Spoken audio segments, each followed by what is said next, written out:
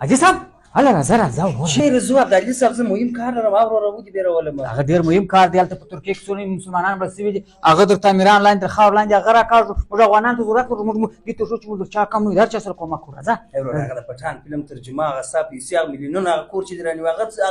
ګرس پاتې شو پټان افغان پنجابی ټول په دا ځای کې زه روم دلته زموږ ترکیه ونه هغه په غټ مشکل کې دي هغه د خاورو لاندې خاور لاندې راکاږو چې موږ وګورو دا څنګه ښه کار کوي د افغانان بل هم دستي پسې درویم یو ځای به وظیفه هم راکړي وره زه به خپل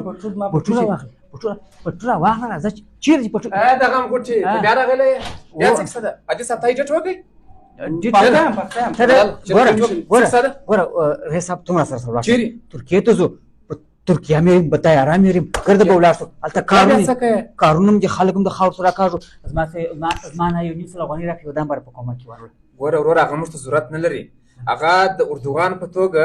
رئیس جمهور لري هغه دغسې کله ده هغوی ته د سرو زرو کورونه جوړوي هغه ما ورته نه غواړي لاړ شه وخت مه ضایع کوه زما تا به نه غواړي ما خو غواړي زه خو ما ته څوک عزت ورسه حاجي صاحب خو ځه کښېنه دې ډېټ وکړه پرېږده